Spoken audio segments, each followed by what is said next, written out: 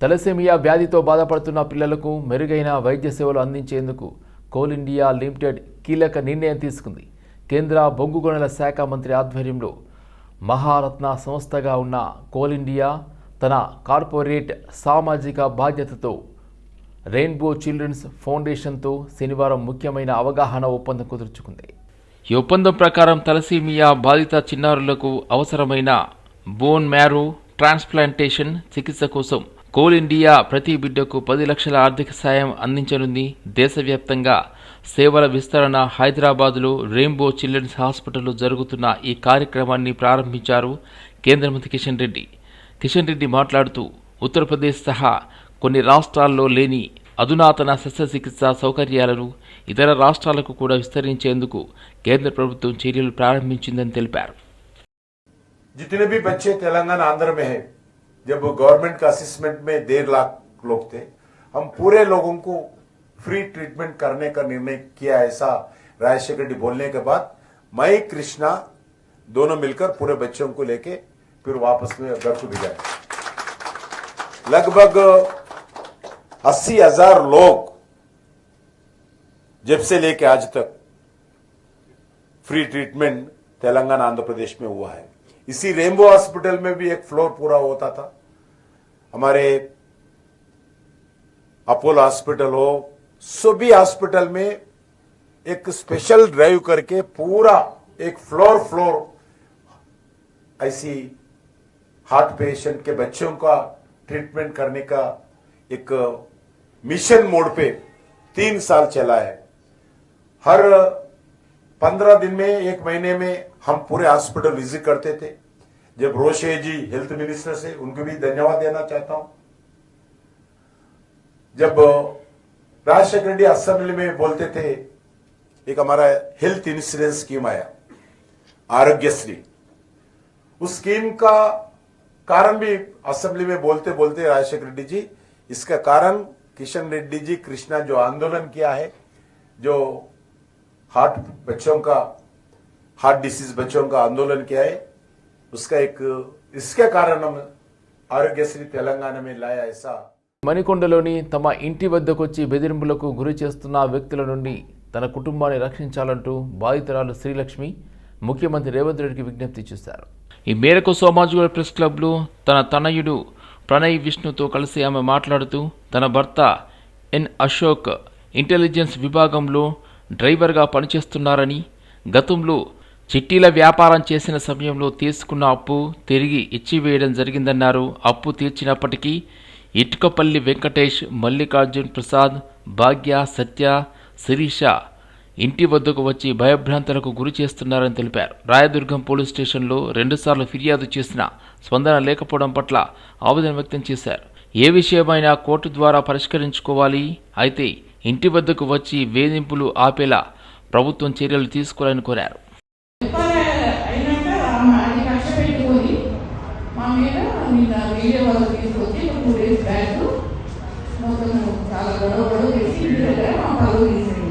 ఇంకొక అమ్మాయి శిరీష అని మీడియాలో పనిచేస్తారంట.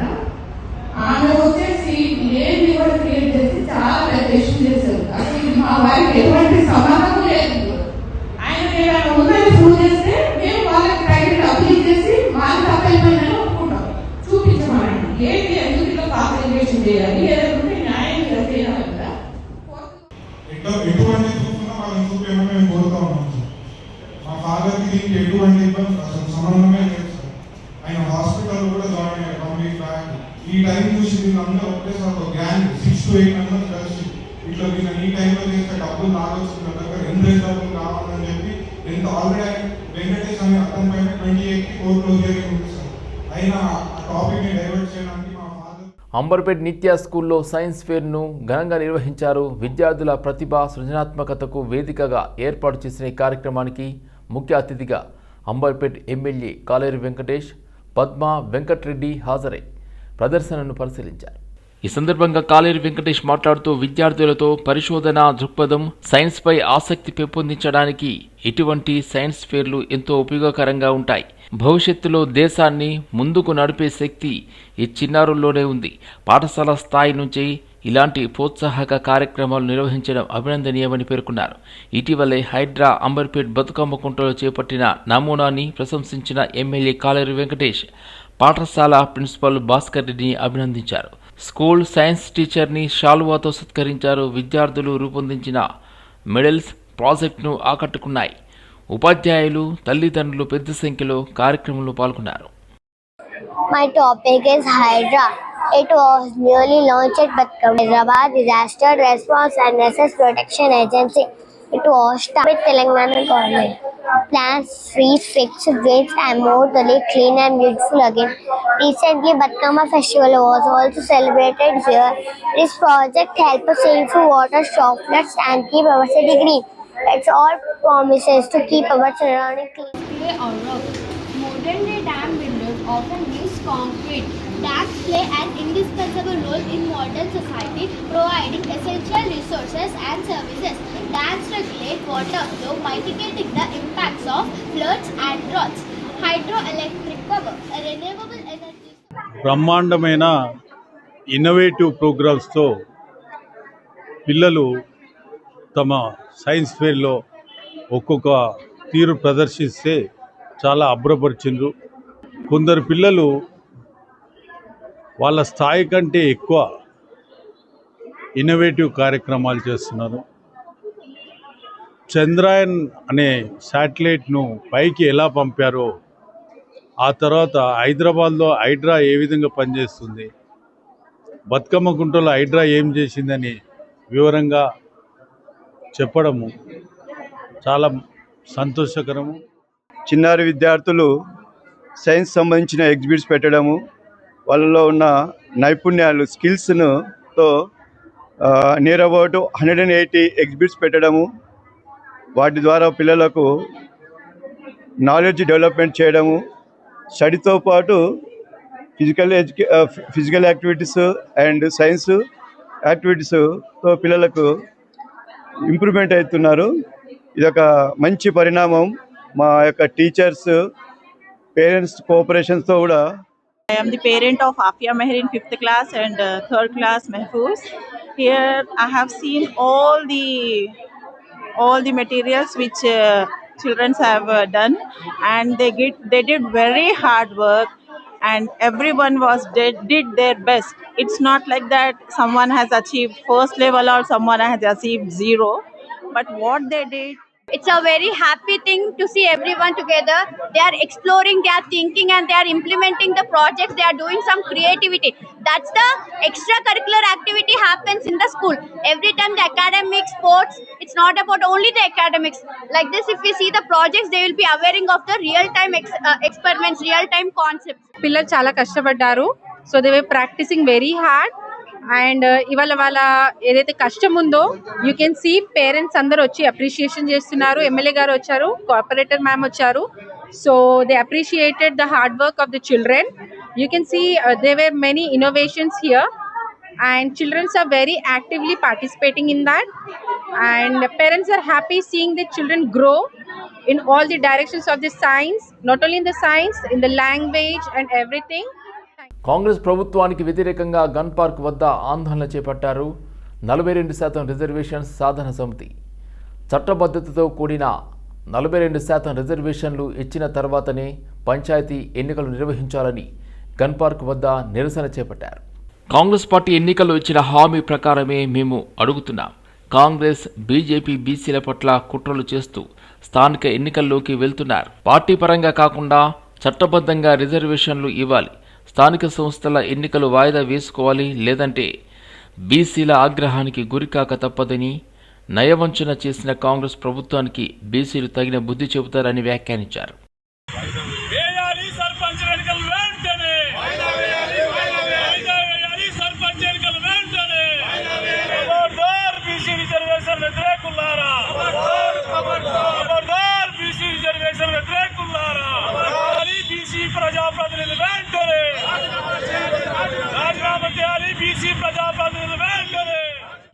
నయవంచన చేసిన కాంగ్రెస్ ప్రభుత్వానికి, కాంగ్రెస్ పార్టీకి నిరసనగా మేము ఈరోజు నిరసన కార్యక్రమాన్ని ఏర్పాటు చేసుకోవడం జరిగింది.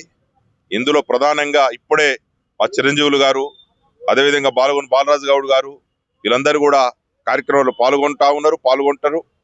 ఎందుకంటే కామారెడ్డి సాక్షిగా కాంగ్రెస్ పార్టీ 42% బీసీ రిజర్వేషన్లు స్థానిక సంస్థలలో విద్యా ఉద్యోగాల్లో ఇస్తామని వాగ్దానం చేసి మొన్న మంత్రివర్గంలో ఇది సాధ్యం కావట్లేదు కాబట్టి పార్టీ పరంగా 42% ఇస్తామని చెప్పేసి మంత్రివర్గం ప్రకటించడం చూశాం. దానికి నిరసనగానే రాష్ట్ర వ్యాప్తంగా వివిధ రూపాల్లో నిరసన కార్యక్రమాలు చేస్తూ అందులో భాగంగానే ఈ అమరవీరుల సాక్షిగా మేము నిరసన వ్యక్తం చేస్తా ఉన్నాం. కాంగ్రెస్ పార్టీ మరోసారి కాంగ్రెస్ చరిత్రనే బీసీలను వంచే చరిత్ర ఇందులో బట్టబయలైంది. మంత్రివర్గంలో సాధ్యం కానప్పుడు పనికిమాలిన వాగ్దానాలు ఎందుకు చేశారు, డెడికేటేషన్ కమిషన్ ఎందుకు వేసిర్రు, మొత్తం రాష్ట్ర వ్యాప్తంగా ఇంటింటి కుల సర్వే ఎందుకు చేశారు, చేసిన తర్వాత ఉన్న రిపోర్టుని పనికిమాలిన చెల్లని రూపాయల లాంటి 9వ జీవోని ఎందుకు తీసుకొచ్చిర్రు? ఈరోజు బీసీలను వంచేటువంటి కార్యక్రమంలో భాగంగానే మీరు ఇవన్నీ చేస్తున్నారా? కామారెడ్డిలో ఇచ్చిన వాగ్దానంకి సంగతి ఏందని చెప్పేసి ప్రశ్నిస్తా ఉన్నాం. కాంగ్రెస్ పార్టీలో ఉన్నటువంటి సాధ్యం కానప్పుడు ముక్కు నేలకు రాసి బీసీలకు క్షమాపణ చెప్పాలి రేవంత్ సర్కార్ అని చెప్పి హెచ్చరిస్తా ఉన్నాం. ఎందుకు పనికిమాలిన వాగ్దానాలు చేసి ఇప్పుడు బీసీలను వంచి పార్టీ పరంగా ఇస్తామని చెప్పంటే మేము బీసీలను బిచ్చగలమా? మేము బీసీలు వేసేటువంటి బిచ్చం అడుక్కోవడానికి రాలేదు. కేంద్ర ప్రభుత్వం ప్రముఖ కవి, తెలంగాణ రాష్ట్ర గీతం రచయిత అందశ్రీకి పద్మశ్రీ ప్రకటించాలని ఓయూజేఎస్సీ చైర్మన్ కొత్తపల్లి తిరుపతి డిమాండ్ చేశారు. నేడు రవీంద్ర భారతిలో జరిగే అందశ్రీ సంతాప సభకు ఓయూజేఎస్సీ చైర్మన్ కొత్తపల్లి తిరుపతి ఆధ్వర్యంలో ఉస్మానియా యూనివర్సిటీలోని ఆర్ట్స్ కళాశాల వద్ద నుండి రవీంద్ర భారతికి పెద్ద సంఖ్యలో విద్యార్థులు సంతాప సభకు బయలుదేరి వెళ్లారు. కొత్తపల్లి తిరుపతి మాట్లాడుతూ రాష్ట్ర ప్రభుత్వం హైదరాబాద్లోని ట్యాంక్ బండ్ పైన అందశ్రీ విగ్రహాన్ని ఏర్పాటు చేయాలని కోరారు. సభకు విద్యార్థులు పెద్ద ఎత్తున తరలి రావాలని పిలుపునిచ్చారు. అందశ్రీ సంతాప సభకు రవీంద్ర భారతిలో 4 గంటలకు జరుగుతుంది. దానికి మేము ఓయూ విద్యార్థులుగా ఓయూజేఎస్గా మేము బయలుదేరుతున్నాము. ఉస్మానియా విద్యార్థులు అందరూ వచ్చేసి ఆ ఘనమైన నివాళి అర్పించాలనే సందర్భంగా తెలియజేస్తున్నాను. గవర్నమెంట్కి ఒక రిక్వెస్ట్ చెప్తున్నాము, మన సీఎం గారికి. ఇది అధికారికంగా జరపడం మేము సంతోషిస్తున్నాము. అంతేకాకుండా మన అందశ్రీ గారికి ట్యాంక్ బ్యాండ్ పైన విగ్రహం ఏర్పాటు చేయాలి, మరియు కేంద్ర ప్రభుత్వము పద్మశ్రీ ఇవ్వాలనే సందర్భంగా తెలియజేస్తున్నాను. జై తెలంగాణ, జోహార్ విద్యార్థి. వికారాబాద్ జిల్లా ఎస్పీగా స్నేహా మెహ్రా బాధ్యతలు చేపట్టారు. ఇక్కడ ఎస్పీగా విధులు నిర్వహించిన ఎస్పీ నారాయణ రాచకొండకు బదిలీపై వెళ్లగా శనివారం స్నేహా మెహ్రా బాధ్యతలు చేపట్టారు. మధ్యాహ్నం ఎస్పీ కార్యాలయానికి చేరుకున్న ఎస్పీకి పోలీసులు ఆహ్వానించి పోలీస్ గౌరవ వందనం సమర్పించారు. ఎస్పీ ఛాంబర్లో ఎస్పీ నారాయణ రెడ్డి స్నేహా మెహ్రాకు బాధ్యతలు అప్పగించారు. అనంతరం మీడియాతో మాట్లాడుతూ వికారాబాద్ జిల్లాలో ఎలాంటి సమస్యలు ఉన్నాయో తెలుసుకుని వాటిని పరిష్కారం చేసే విధంగా చర్యలు తీసుకుంటారని వికారాబాద్ జిల్లా ఎస్పీ స్నేహా మెహ్రా తెలిపారు. వికారాబాద్ ఎస్పీగా ఛార్జ్ అజ్యూమ్ చేశాను ఈరోజు 22 నవంబర్.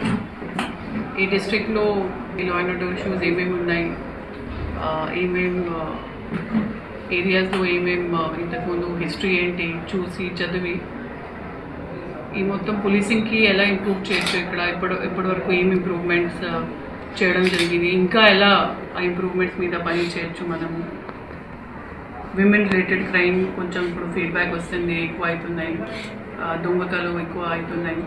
సో దాని మీద సిటీలో ఎలా టెక్నాలజీ ఇంతకుముందు వాడుతున్నారు వాళ్ళు, సిటీ సంబంధించి అడ్వాన్స్ టెక్నిక్స్ ఇక్కడ ఇంట్రడ్యూస్ చేయొచ్చా లేదా, సైబర్ క్రైమ్స్ మీద ఇక్కడ ఇష్యూస్ ఉన్నాయా లేదా, లేకపోతే ఇంటర్ కమ్యూనిటీ ఏదైనా ఇష్యూస్ ఉంటే వేరే వేరే డివిజన్స్ పోలీస్ స్టేషన్ స్పెసిఫిక్ ఏం ఇష్యూస్ ఉంటాయి ఐడెంటిఫై చేసి దాని మీద పని చేస్తాను.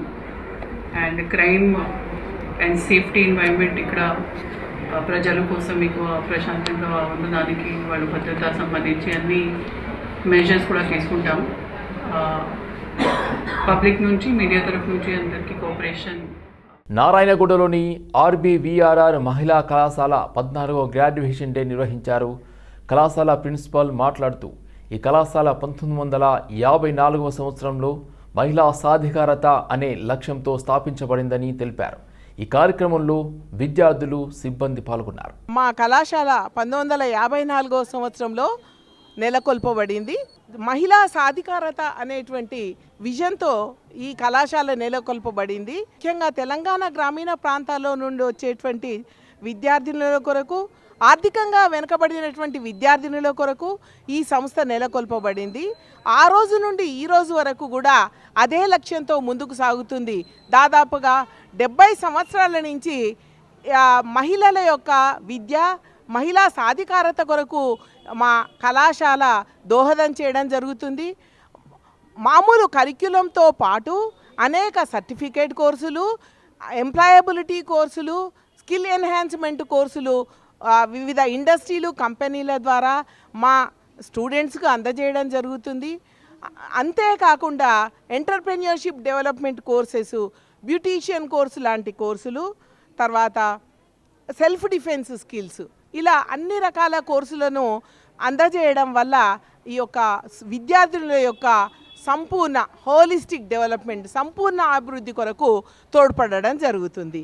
ఈ 2023, 2021-24 బ్యాచ్కు చెందినటువంటి 565 మంది విద్యార్థినులు ఇప్పుడు డిగ్రీలను అందుకుంటున్నారు.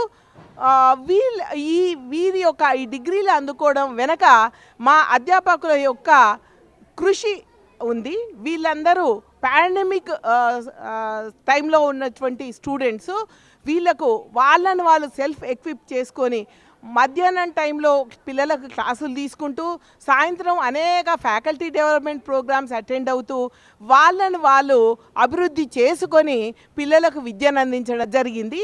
ఈ సందర్భంగా మా అధ్యాపకులకు మరియు ఈ డిగ్రీలు తీసుకునేటువంటి మా విద్యార్థులందరికీ నా యొక్క కంగ్రాచ్యులేషన్స్, హృదయపూర్వక అభినందనలు తెలియజేస్తున్నాను. Many of you have already decided upon what is happening, but let me tell you this, there are sometimes that you make plans and God wills something else. So there is always a different path open for you. Don't think that my path ends here. You should, yes, definitely try and give it your best, give it your hardest when you try for a particular job. And if that doesn't work out, there's always something else which will be there for you. So you should aim towards that. And life is a constant learning. Most of you think that I've finished, my college is over, I can graduate in very happily and do something else, do my job. But let me tell you, I've been 16 years into this job and every day is a learning for me. So we are continuously learning and skill upgradation. బంగారం కొనాలనుకునే వారికి ఇది shocking news అనే చెప్పాలి. బంగారం ధరలు నిన్నటితో పోల్చుకుంటే ఈరోజు భారీగా పెరిగాయి. ఒక్క రోజులోనే ఏకంగా 10 గ్రాములపై 1800 రూపాయలు పెరిగింది. శుక్రవారం 10 గ్రాముల 24 క్యారెట్ల బంగారం ధర 1,23,980 రూపాయల దగ్గర ట్రేడ్ అయింది. 22 క్యారెట్ల బంగారం ధర 1,13,650 రూపాయల దగ్గర ట్రేడ్ అయింది. 18 క్యారెట్ల ధర 92,900 రూపాయల దగ్గర ట్రేడ్ అయింది. శనివారం ఉదయం 11 గంటల ప్రాంతంలో బంగారం ధరలు ఇలా ఉన్నాయి. 10 గ్రాముల 24 క్యారెట్ల బంగారం 1,25,840 రూపాయల దగ్గర ట్రేడ్ అవుతుంది. 22 క్యారెట్ల ధర 1,15,350 రూపాయల దగ్గర ట్రేడ్ అవుతుంది. 18 క్యారెట్ల బంగారం ధర 94,380 రూపాయల దగ్గర ట్రేడ్ అవుతుంది.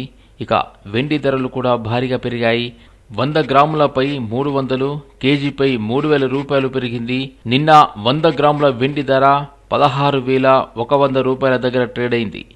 కేజీ వెండి ధర 1,61,000 రూపాయల దగ్గర ట్రేడ్ అయింది. శనివారం ఉదయం 11 గంటల ప్రాంతంలో 100 గ్రాముల వెండి ధర 16,400 రూపాయల దగ్గర ట్రేడ్ అవుతుంది. కేజీ ధర 1,64,000 రూపాయల దగ్గర ట్రేడ్ అయింది.